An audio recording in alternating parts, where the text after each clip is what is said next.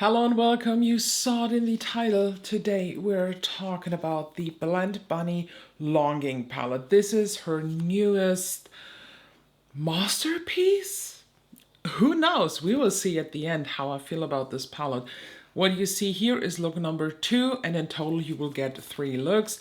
And I, out of coincidence, basically started to group them. So the first look will have these 2 rows, the second look is done with these 2 rows, and the last look will be done with these 2 rows. I am not a fan of super color coordinated columns and rows or whatever, but I try to stay a little bit in line with these, but I wanted to incorporate as many as possible within 3 looks. I will insert some swatches here, and it's the typical Blend Bunny formulation. It's a typical Blend Bunny topic. You have 3 mattes that will be your main blend, and then 1 shimmer that you're supposed to apply on the rest of the lid or whatever. I personally like to mix and match more, and I feel a bit distracted by color coordinated columns. But that does not take away the fact that Blend Bunny Cosmetics has a beautiful formulation, which is why I always fall for her palettes, even though the color stories sometimes are not for me.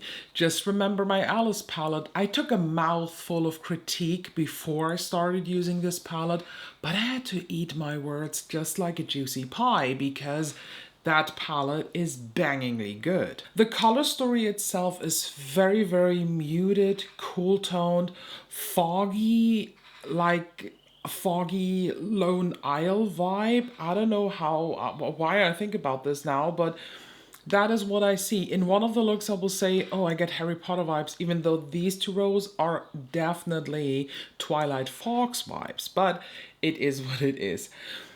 Initially, I didn't like the color story when I saw the first reveal pictures, but the more pictures I saw from other creators and swatches, I felt very, very much drawn to this, so I grabbed it. And now we're sitting here with the palette. And before we get into the looks, I want to do one shade comparison that I was actually asked for, and that is the shade When It Rains, because a lot of people see similarities to Pisces from Adept Cosmetics X Amy Loves, and I also see the shade Regal from Cleonad. And then there was a 4th shade that I just very recently saw, and I used it in a video, and my initial thought was, oh, that looks like the When It Rains shade. So I will grab those palettes now, and then we do a side-by-side comparison of these specific shades. By the way, I have to apologize because when the Amy Loves palette came out, I was asked on Instagram if I do have Regal from Cleonad, and I said no. But I didn't look very well because I mislabeled my Cleonad palette. I do have Regal, so very sorry if you're watching this. Here now you have the comparison that you initially asked for. Oh, I'm so sorry. So this is a swatch of the shade When It Rains. I did it in this format because I will swatch the others next to it so that we can compare every single shade to When It Rains. And I hope that the camera, when I just move my arm a bit, is able to catch this shift, because this is one of those shades that has a denim blue base, but it shifts yellow golden. Oh, it is so pretty, and it's like really a trend shade currently, I feel like. So give me more of that. The first shade I want to compare it with is from Choice Beauty. I did a video last week where I applied, was it last week? Yeah, last week, where I did a tutorial with the Moth palette and the Cold Moon. And in the Moth, I initially thought, well, that shimmer shade looks very, very similar to this. So let me just grab this one. It could be a bit more intense actually. So here we have that one shade from Moth.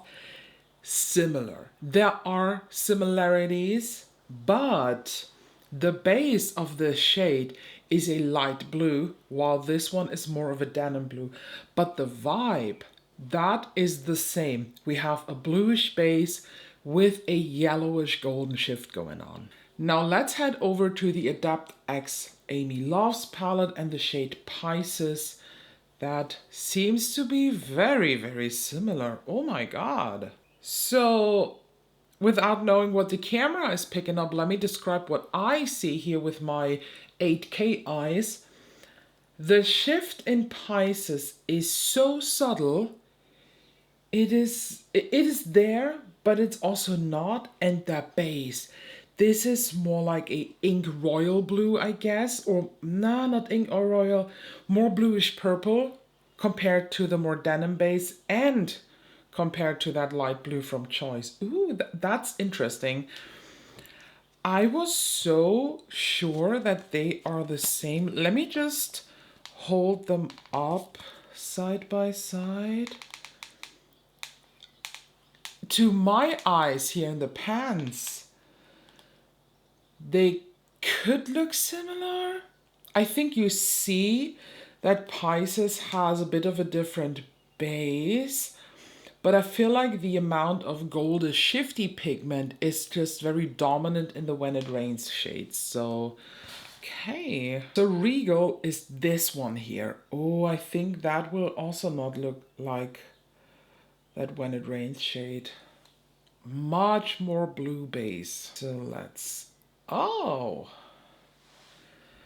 This is very, very close to Pisces from Adept Cosmetics. Pisces, more purple. Regal, more blue. The shift, very similar.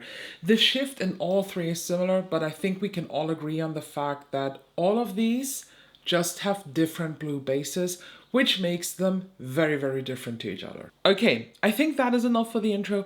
We should now start with the looks, and you always know that I try to give a pre-review in the intro. I've done 2 looks now when I filmed this intro, and look 1 is a 9 out of 10. Look 2 is a 9.5 out of 10. I think look 3 will be a 5 out of 10 because I just hate these swampy colors, but I can work with them if I have to. So, so far my pre-review is that this could be top 3 Blend Bunny. Let's start with the looks and then also see how my end review is going to sound like. I'm starting the first look with Twist of Fate, and I apply this as transition color, kind of. Next up I go into Pleading, and I apply this throughout the complete crease. I tap now into Heartbreak, and that one I apply here and that outer V and crease area. But just on this super outer part for the most darkness. I fucked up a bit because I took a way too flimsy brush, so now I ended up with half of my eye in this color, but that's no problem. I just soften everything with the other shades that I used to blend initially. I now go into the shade Love Letters. Very promising. Looks quite pretty here on the brush. And I start by applying this in the center, bringing it inwards, and then I tap it out to not completely cover the black. I wanna, I don't know, like slightly tap it out. Does it make sense at all? I don't want to have the full opaqueness here on the outer parts. I want the full opaqueness on the bare parts. For liner, I'm using the ColourPop cream liner, the BFF cream one in the shade Outer Space. And I apply this on the waterline. Next up, I go into Take Me Back. And I apply this very, very close to the waterline. I basically used this shade to blend out the liner.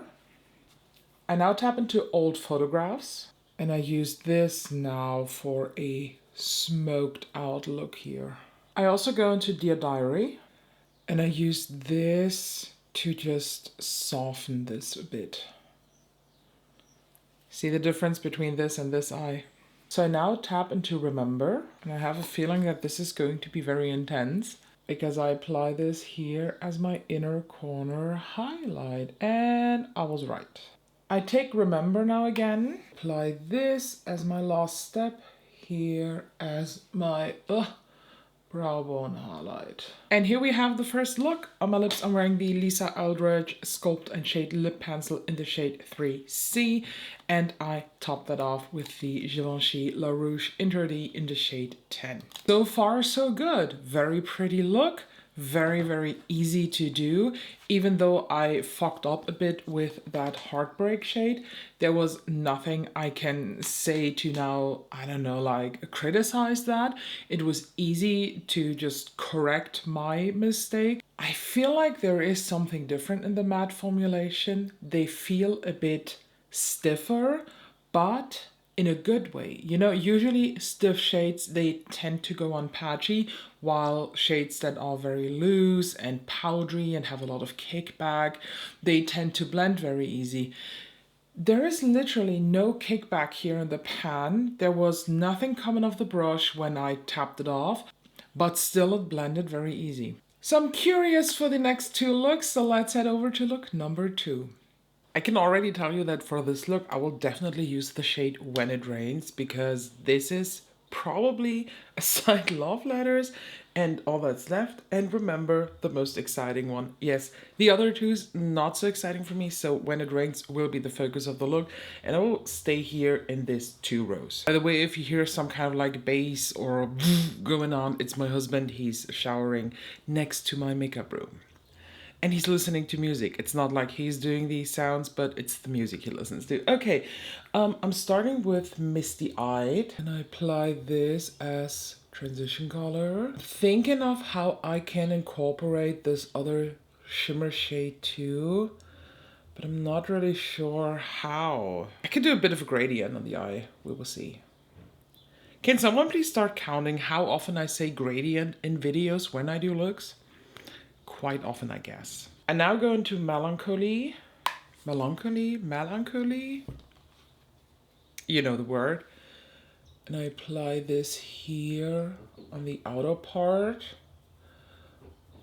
And as always, I just kind of swipe it like a winged liner and then apply it also in the crease. I actually took that all the way through the crease, so now I tap into Bottled Up. And I apply this in the crease too to just soften any harsh lines between that super lightest shade and that dark shade here. Can you please tell me, why do I get major Harry Potter vibes now?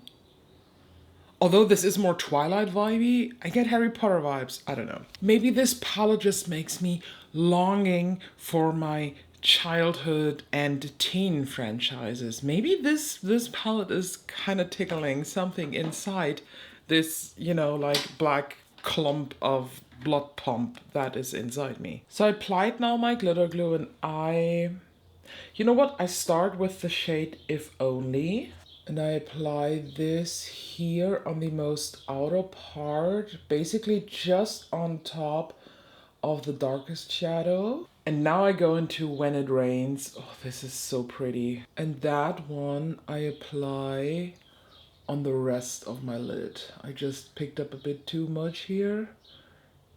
And now let's fill in the rest.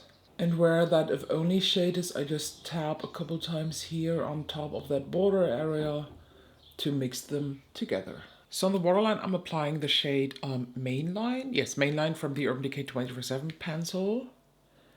And I just smudge that along. Next up, I tap into Forlorn. I apply this on the direct lash line. I now tap into Sorrow. I use this for blending, making it really, really dark and smoky here. Maybe it's a bit too dark. We can correct that. So I now tap into Woe. I apply this kind of on top, kind of beneath, to just soften everything a bit. Since in these 2 rows is no real inner corner highlight, I'm now tapping again into Remember, and I apply this as inner corner highlight. And here we have now the finished second look. On the lips, I'm wearing Cold Classic at this point, the Natasha Denona My Dream lip liner, matching with the lipstick. I don't think when you do not look very close to my eye, you can see that there are 2 different shimmers, but that is mainly for the fact that When It Rains is just so prominent and so dominant on the eye. It was not needed to apply the other one. I already forgot the name. If Only on the outer parts. I just wanted to do it so that I can incorporate it. But honestly, When It Rains is a shade that has to shine on its own, not being distracted by other peasant shimmers. Because this type of shimmer It's really on trend and I really love it. So let's now head over to look number 3, and you guessed it, it's going to be with these 2 rows. I'm afraid of this look because it's the muds now, but we will work through. I will work through. I will suffer for you. And I'm starting with the shade Sonder and apply this as typical transition shade. I'm kind of aiming for maybe a halo eye today. I don't know why, but I feel very halo-ish.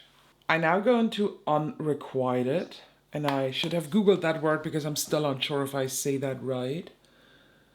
And I just tap this on here on the inner and the outer parts. Not so much blending going on, just tapping. I now tap into Bittersweet, and I start to blend that shade here on the outer parts.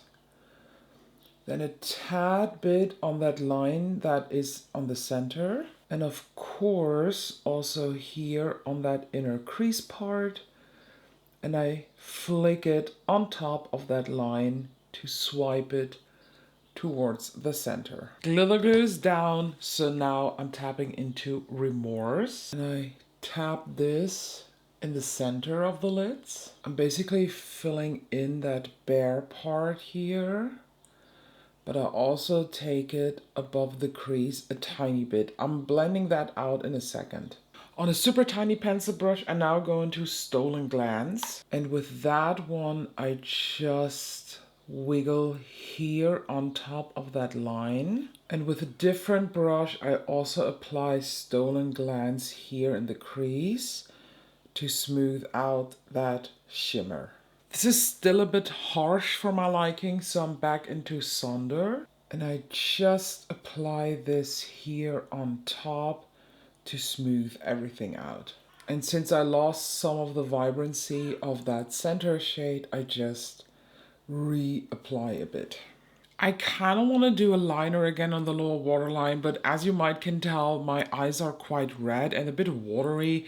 This one even is a bit swollen because of allergies. We love that in the summertime. So I skipped the liner today. But I tapped directly into Long Ago, and I do apply this very, very close on the lash line. And I also take it up a bit here like a winged liner and then bring it to the lash line. I'm kind of faking a wing liner, if that makes sense. I feel like this looks quite weird at this point, so I try to rescue the look. I go into Bittersweet again, and I start to use this and blend out that dark shade, and I also blend underneath that liner thing and flick it up a bit. Has a super dark cat eye vibe. I don't know how I feel about this. But now let's go into Star-Crossed. And this I apply even lower and just buff it out. For my inner corner highlight, I go now into All That's Left and apply this right on the inner corner. I don't take it too far on the lower lash line or in the crease. And here we have now the finished look. On the lips, I'm wearing the Sephora lip stain liner in the shade Pink Tea. And I topped it off with the Fenty Heat. What's it called? Gloss Bomb? Yeah, Fenty Glow Heat. That is the name. One of my favorite nude glosses, actually. And I still haven't tried the new Major Flex one. It is sitting here unused. But I felt like with none of these looks, that was really matching. So maybe in the next one. I really want to try that. So let's talk about this eye look. It is surprisingly good. You know that. You know I hate the muds. I hate that dirt. I hate looking like Swamp Man. But this might be one of the first times where I say, oh my, I even love the swamps in this palette. Because the undertone of these is very unique. They look very not appealing to me, honestly. They look borderline disgusting. But in combination, you are not limited to just using that row. I mixed in these more neutral shades here. Very pretty. Maybe that is the reason why this looks so good, because it is toned down. And this shade here, this lid shade, I'm pretty sure that I have something similar somewhere else, but I really have to dig in, I don't know, 230 palettes, over 230, something like that. But I said in that look, I want to compare the All That's Left shade with something else from the Alice palette, so let me grab that one. So what I thought immediately of is the Engineer and Ethereal. Maybe I'm wrong, because the Engineer has a bit of more a silver undertone, and Ethereal probably more so a blue. Let me just... no, it could be Ethereal. It is Ethereal. Now let me grab that one. And you know what? We're doing All That's Left. And remember, on these two fingers here, logistics. So All That's Left. Oh, wow. And remember, what? Am I crazy, or are these the same shade 3 times here? Both are definitely very close to the Ethereal shade from Alice, but you know what? I just cleaned my fingers. I wanna swatch All That's Left and remember once again. What the fuck? This is All That's Left, and this is Remember. When I really look close, like this close, Remember has a slightly teeny bit darker base than All That's Left. But honestly, this is the same shade.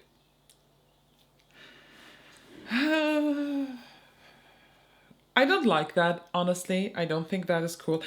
I like these ethereal shades, so I'm not mad that they are very similar to the ethereal shade in the Alice palette, because let's be honest, this shade composition, or this type of shade, that got very popular last year and also a bit the year before. Remember, Urban Decay Moon Dust Shadows in Space Cowboy and shit is basically what this is. This thin, transparent base, but heavy shimmery formulation. And this has grown in popularity amongst all brands. So I'm not surprised that I will find these shades in different palettes. And that's not only in the Blend Bunny range. I'm pretty sure that if I grab any of my, even Pat McGrath palettes, I will find one of these shades, because they are just there. I do have a full quad from Urban Decay, the Moondust thing, you know, where 4 shades are in there, one of those 2 palettes. I have 4 shades of these, just with different bases and undertones. So I'm not criticizing that. I'm actually criticizing the fact that we have the shade twice in one palette.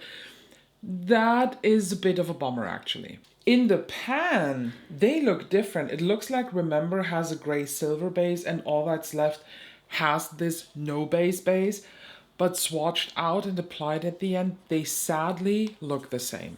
Honestly, I think it will make a cool swatch flicks and chill video where I am going through all of my palettes that I own and swatch every single of these ethereal shades.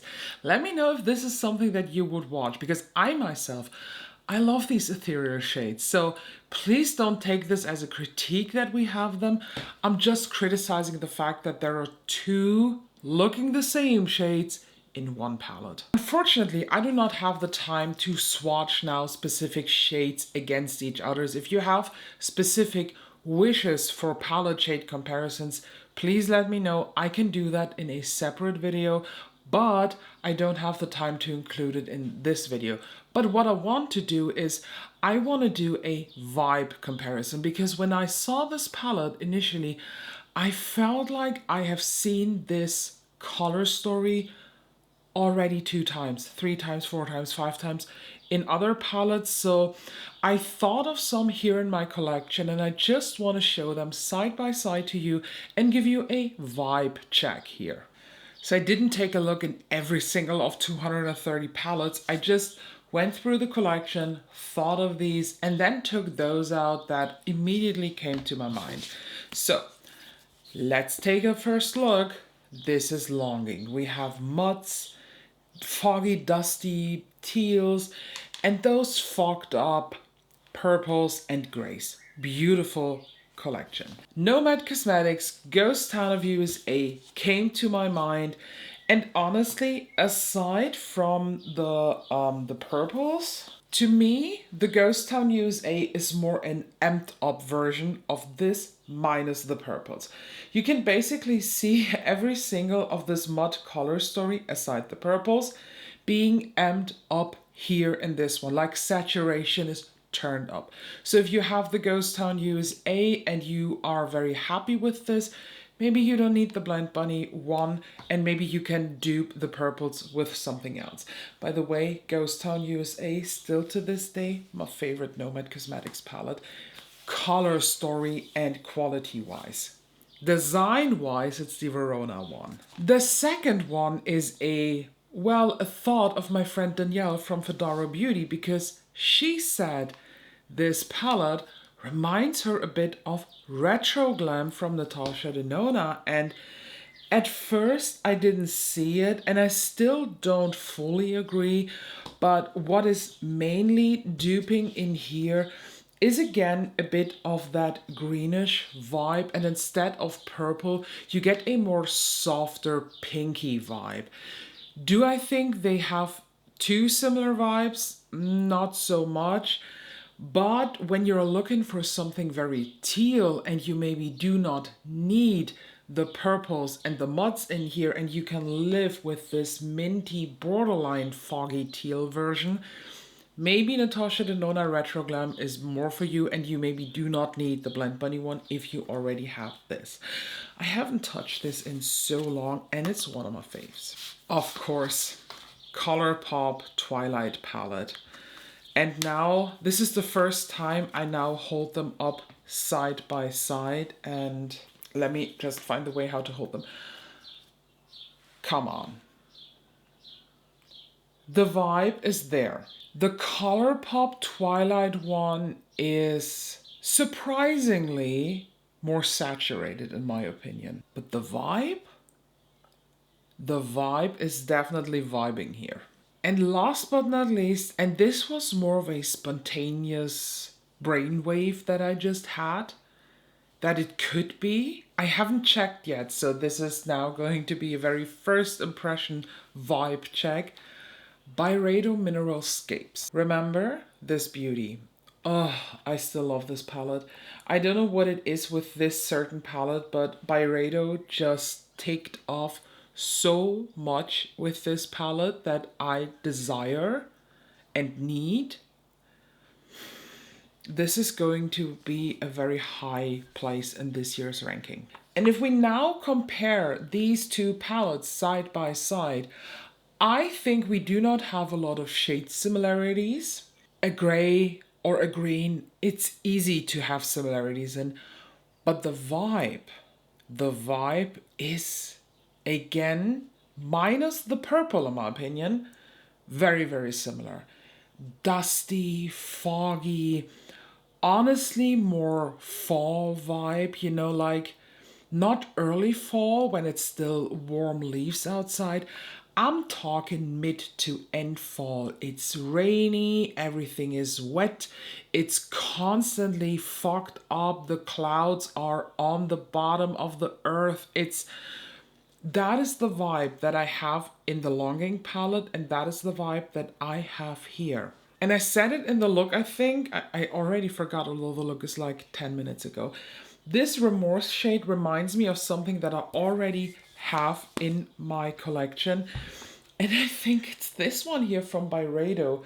This is the shade Sandstone. Wow, they are fucking close.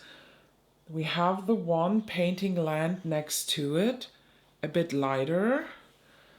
So this is Remorse from Blend Bunny, very, very dark green, like khaki base and golden shifts. Sandstone from Byredo and Painting Land from Byredo. The biggest difference definitely is the Byredo shades are metallic shimmery, while the Blend Bunny one has like specks of glitter throughout. None of these is better than the other in my opinion. They both have their reason to exist in my collection. I've reached a point with my collection and my stand in the beauty community and my knowledge about the beauty stuff that in the future I should shut the fuck up whenever there is a Blend Bunny palette, because this is now the second time that this happens. When the Alice palette launched, I was roasting it. I was criticizing it. I was like, yeah, this is a straight up copy of Carnival. The first time this kicked my ass was when I tried to dupe it, when I compared Carnival 5 with the Blend Bunny one. Carnival 5 from Be Perfect x Stacey Marie, if you never heard of that. It is basically a very similar palette, but as I learned in the swatch video, it's so fucking different. And now this. I had such bad thoughts in the beginning. I basically bought this, and I think I said this in the intro too. I bought this because I saw other creators' photos, and the more often I saw it, the more inspired I got, the more I saw this coming together. Do you know there is like this meme going on? I will insert it here when I find it, where this girl is like looking at the mathematical stuff, is like mathing around her. This is what happens when I look at palettes.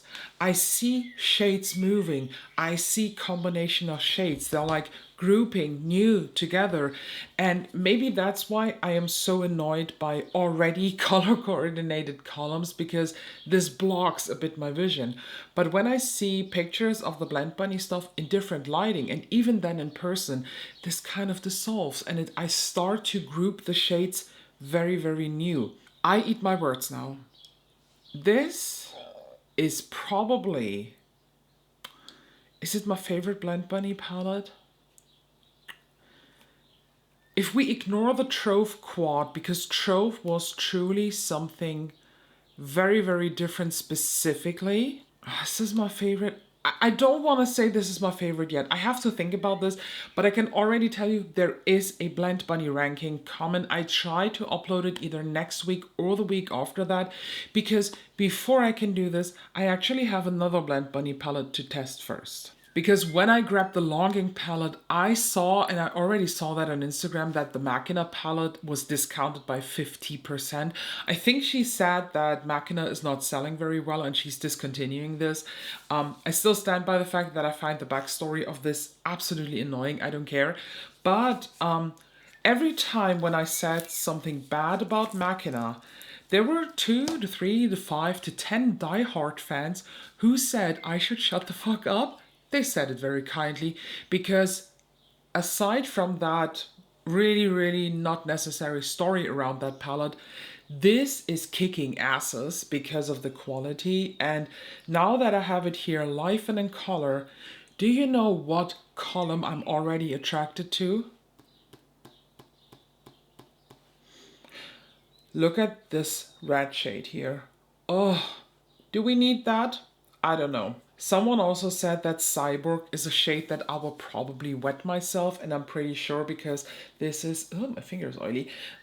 This is one of those shifty shades. Oh, and do you see the shade switch? I can already sense that this is an ethereal shade, but it doesn't matter. It looks beautiful, but I want to use this before I make my final ranking of the Blend Bunny stuff, and then I can decide. So you will see another look video with Machina very, very soon, even this week or next week. Because in my timeline, I start filming the Machina looks actually tomorrow. So I don't know when this will be up, but let's go back to the Longing palette. I love this, honestly. This is so surprising to me, so versatile to me, so much more up my alley than I initially thought, that I cannot tell you you shouldn't get this. What I tell you is, look out for similar vibes in your collection, because I'm pretty sure that each of the looks that you saw in this video, I can probably create with one of these palettes minus the purple.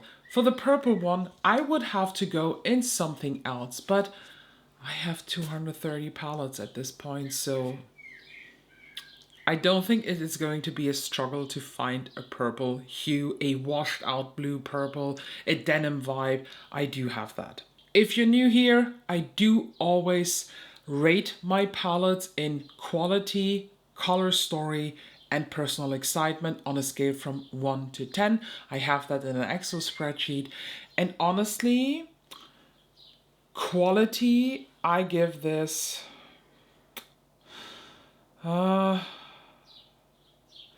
want to give this a 10 out of 10 actually, because I have nothing to complain about the quality in here. The mattes are even better than in her other palettes, and Blend Bunny already was like killing the mattes.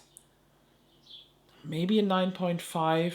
Nah, that is more color story thing. The only two palettes in my collection that got a 10 out of 10 in quality are Cosmic Brushes Winter Wonderland and Blend Bunny Trove. But I think this is equally, if not better, than Winter Wonderland. You know what? I give this a 10 out of 10 in quality. In color story, I wanted to give this a 10 out of 10, but honestly, the fact that All That's Left and Remember are basically the same shades is really bugging me. So this gets a 9 out of 10. And in personal excitement, also a 9 out of 10. So I hope you found this helpful. Have you tried this palette? If so, have you uploaded looks with it? If so, please tag me, send me them, because I really want to see what you were able to create with this palette. Everything I have seen so far on the internet done with this palette has been chef's kiss. So let me please know your thoughts on this palette. Make sure to subscribe so you do not miss this video or any upcoming rankings or any upcoming looks, because as of today, I might receive finally my Cosmic Brushes Neutrals and Coutrals palette. That is still on the way, and I'm very excited for that. So, enough here. Thank you so much for being here. Again, comment please what you think of this palette. Oh, and comment your favorite look, of course. What was my favorite look?